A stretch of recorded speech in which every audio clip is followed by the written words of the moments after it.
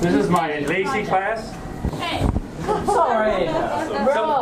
So we're kind of at the end of the school year, so we don't have a lot of big projects going on. But these guys are in independent study, which means that they all basically get to pick their own projects to work on. Okay. And so they can either work on the 3D printers or the CNC machine on in the shop, welding, woodworking. So we got a lot of different things going on in here at the same time. Okay. Right? So everybody get your safety glasses and get to work. And if you don't have something to do, start cleaning, right? So what is this? It's a rope steer to help me practice roping, so I can get good at it. Wow. Yeah. So you go to like 4-H tournaments and stuff like that, right? Yeah. So typically you're on a horse, right, when you do this? Yeah, but you gotta get good on the ground before you hop on a horse. So yeah. So do you think you could hit this in the hallway? Let's do it. You didn't break my rope, and I gotta fix my rope, Soren. One day I ain't wearing boots, Soren. Come on. I know, Tess. I like it. That's pretty much all you do until you can get up on a horse, I guess. Get your safety glasses on and start working them wheelers. You want?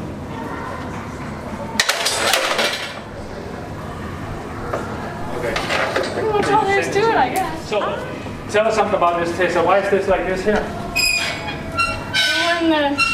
When the header catches the head, obviously, you gotta catch the feet to get the cow down. So you gotta give it vaccinations or something, or it's hurt.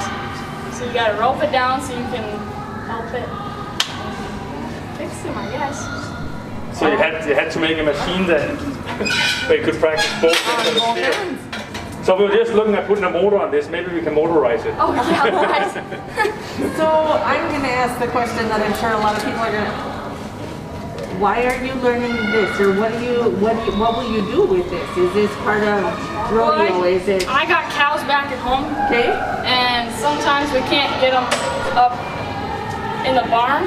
Okay. Especially calves, they're hard to catch. So it's just handy to have somebody that knows how to rope off the horse.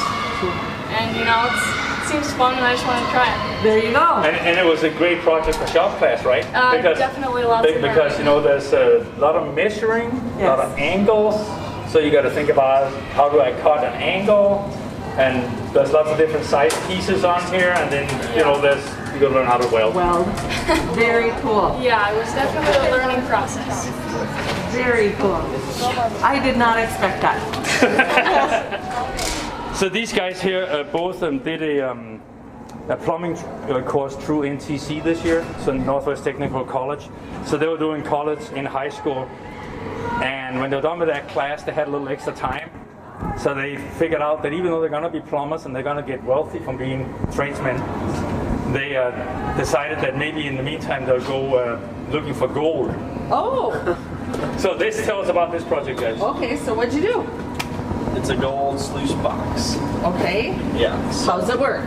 So you'll find somewhere with like a stream with running water, and you can just set it in there. And you can shovel dirt into the one side, and kind of separate the gold. The water starts right here and goes down. Yeah. And you shovel some dirt right here, and it will sift through these little things and go over these. And then you can unscrew these bolts right here. Okay. And then you can take this metal screen thing off.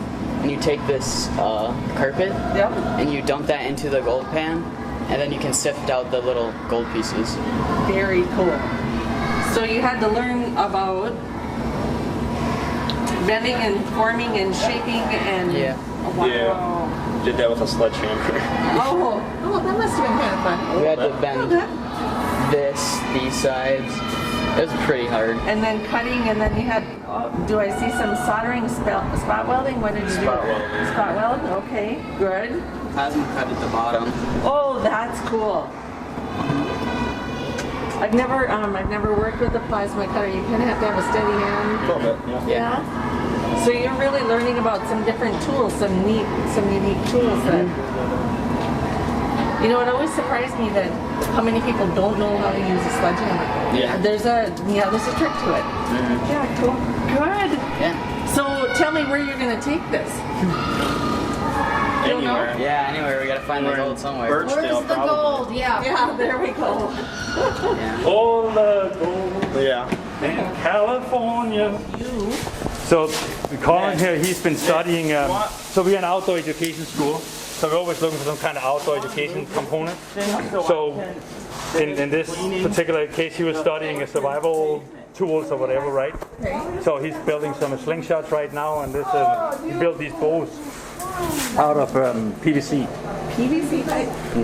Very cool. How'd you bend it and get it right where you needed I it? used a heat gun to heat it up and then bend it to the right shape.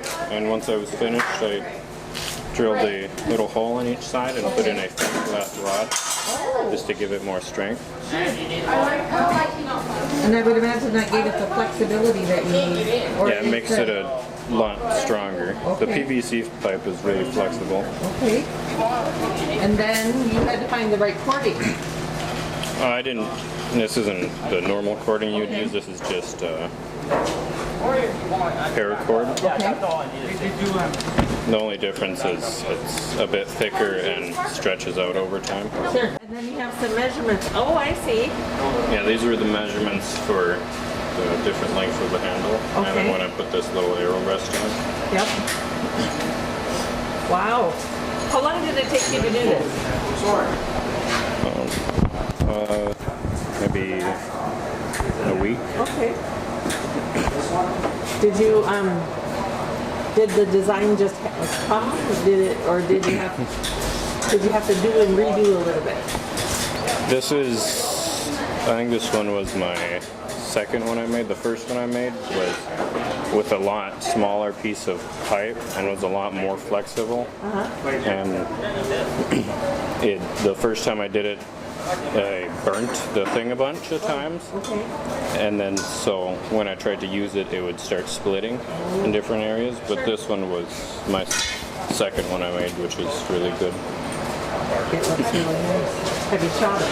Yeah. Yeah. Works well, like you wanted it to? Yeah.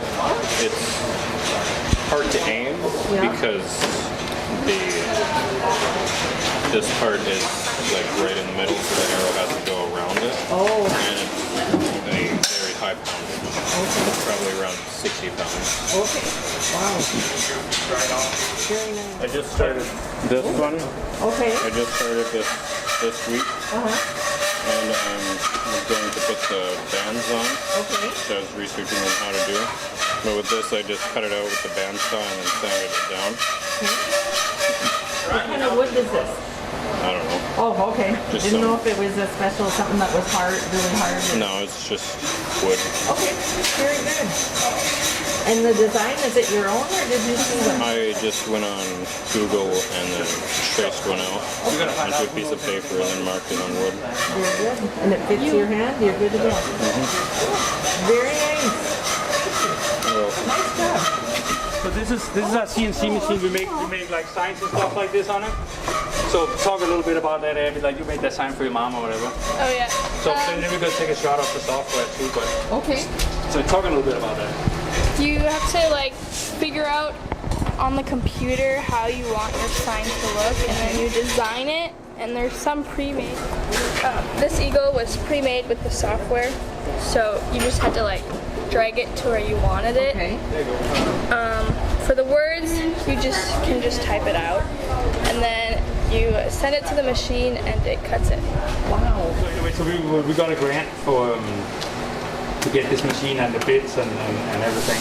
So it's a good way to we're trying to teach the manufacturing trades in here. Yep. So like companies like Polaris and Marvel Windows and whatever, PCA, they all use CNC operated machines, right? They do. So when the kids come out of here, they can use it. They can go. Yeah. That's really cool. Yes, there's one in the middle.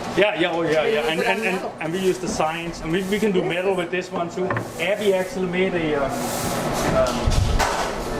we took the good one home, but she actually made a Brio train tracks. That was one of the assignments was to make Brio train tracks, but so we made some out of plastic, but it's gone. I don't know where it's at. I think there's some. So you draw in this, and then what do you do? After you draw it, You send it over. you make a toolpath, right? Yeah, you make. So she drew this in here. How do you do That's good. the? So it's bottom left. No, this one. Good. right there. So then you can actually see if before you go out and actually build it, you can make sure that that it's going to look okay when you're done. Right, and that everything is laid out just the way you Exactly. want it. Then you send the message over to the machine, and exactly. it works its magic. So a big part of the class is to learn how to use this part of it. Sure. Learn to use the program. We do a lot with SketchUp, the three-dimensional drawing program too, and this is called Vetric. But it's about how do you draw it in the virtual world. And once you have done that, it doesn't matter where your manufacturing facility is. It could be in China, it could be anywhere. Actually, my son Holger is going to engineering school, and he's done now, but he was talking about a master's, something to do for a master's program, and we were thinking maybe we could do like a online virtual design company, and then they could produce it up here, and he's in another state. And this is kind of the future of manufacturing. So if you know this stuff, you're going to make lots of money, right? Well, you think about everything that we've learned so far about distance learning and about being away, that you don't have to be right on site where you always used to be to do the things that we used to do. This is another example of that. You can design it, send it to somebody else, and have that as a career. Now on this particular program, can you design, like if you had your own picture, your own, not like the eagle or the fish that we just saw, but you had your own thing, you can put that in here too? Where's mine? It's on the desktop. That one. That's what I made for my mom for Mother's Day. Let's try to look at the 3D version of that. So you designed all the lettering, you wrote it all out, created, looked at your board. Cut the board, measure the board. Cool. So one of the things that we find, one of the things we find in shop classes is that measuring is kind of a challenge. Yes. So we do a lot of trying to measure stuff. Yes. Sure. Hi, what's your name? Cyrus. Hi, Cyrus. Tell us about what you're making here. So I'm making a clock. Okay. And so I just I made a big square of wood. Yep. Measured it out to about 15 inches, and I had the CNC machine that was making. We make designs on the internet, and then we put it into that thing, and it carves for us. So Okay. I had to carve it out into a circle and carve a character from a show, Okay. and then just put the numbers and these rings for design. Very stuff. cool. So, and then there's the battery thing in the back for the clock movement. Oh, sure. Very nice. How long did that take? Month, 2. I was going to say, in my head, it would take a long time to get that all right. Yeah. It took a try or two because some of the numbers broke through the circles. Oh, and stuff. sure. Yeah, I wouldn't have thought about that till you said that. Yeah. Cool. Very, very nice. Had you ever worked with a CNC or anything like that before? No, this is the first year I've worked with it. Okay. Did it make you a little nervous, or what did you think going in? It's a pretty cool machine. It, just does more quality work and Sure. does it faster than a person could. So And it does it what you tell it to do. yeah. Yeah. Basically. Cool. Good. Oh, I like it. Yeah. I like it. Is it a finished? Is it all done now? Yeah, it Okay. is. Very good. It looks wonderful. The first thing I want to know is what's your name? My name is Ethan Noyes. Hi, Ethan. And what are you working on? What are you going to show us today? I'm going to try to 3D print a burger. Oh, a 3D printer we have going here. Yep. Okay. A burger?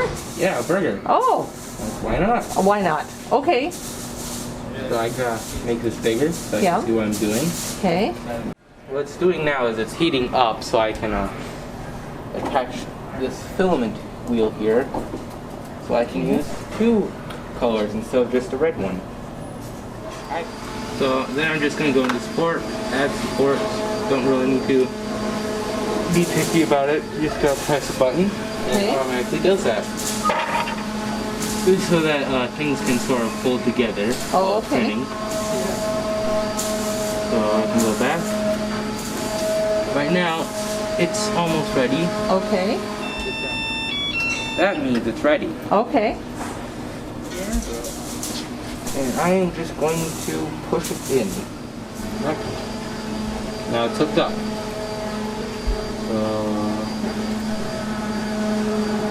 But I think why it's called a printer is because it sort of does things exact like a printer up there. Sure. With a little error. So it can copy things exactly. Like it can copy this burger exactly how I want it. Okay. We had at the Bacchus Community Center, we needed a small part made, and it was just a little part that goes on the inside corner of some trim, and it's an old piece, so you can't buy those parts anymore. And I was really surprised that when the people that made it for us, they used this. Yeah. Yeah. You can make electrical appliance parts with just a 3D printer, or I usually make miscellaneous stuff, but every once in a while I'll make actually useful stuff, like one of these little things that sort of prevent the chair from sliding. Sure. I've made one of those before. How long did you have part of your class this year was just to learn how to do this? Yeah, it was a pretty long time. I was going to say, it must have taken a little while just to learn what all the things you had to do to make it right. So like now, to do this one, how long will that take? Up here it says about 3 hours and 5 minutes. Really? Right now it's heating up.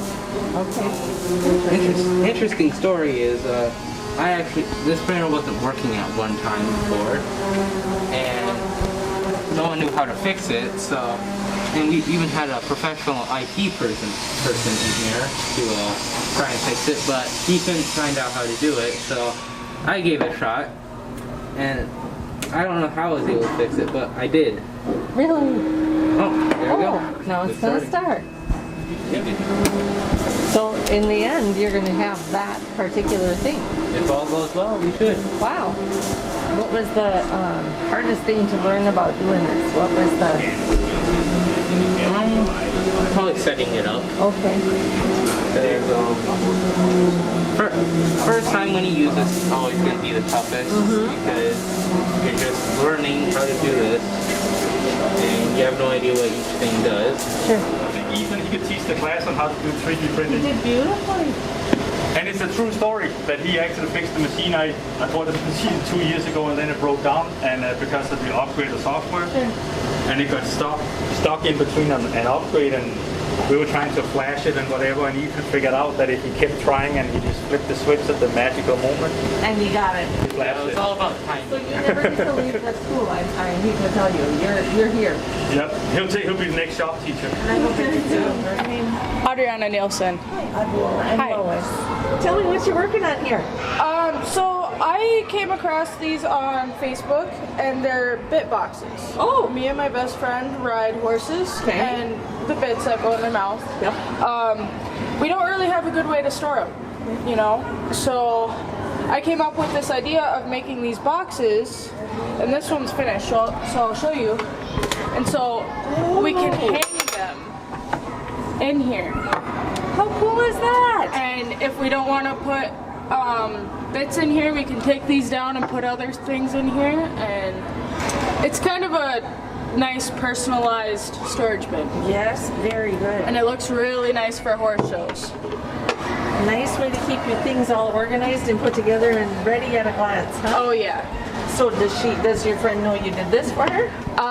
She didn't at first. Okay. And then she saw this, and she was like, yeah, Audrey did that. I bet she was really excited. Yeah, she Cool. loves it. It turned out perfect. She's got her horses' names on here. Nice. And Very, very cool. So how long have you been riding? I've been riding horses since I was about 2 or 3 years old. I was going to say Yeah. 2. Okay. Yeah. Good. I don't ride much anymore, but I'm going to college for it. Okay. I leave in the fall, so this will be a nice way to kind of store my things when I go. Sure. Very, very nice. So now tell me, you obviously had to build the box, and there's... Yes. Wow, look at all the work. What do you call this? I just kind of like interlocked them Okay. to make them look a lot neater than Yep. just, making a side and putting them all together. I like it. Essentially, this is all just scrap wood that I use. Oh. I did not use any brand new wood. All of this wood had like 2-3 coats of paint. It took me about 3 weeks to sand every single log. Like you can still see some paint in places. Okay. Took me about 2-3 weeks to sand every log, and then once I started building them, it got quicker. Okay. How did you do this part? So I made the frame for the lid first, and then I just took, this is probably the only brand new wood I used. I took some cedar and I just cut it and nailed it so that it would kind of look, you know, westerny and out there. I really like it.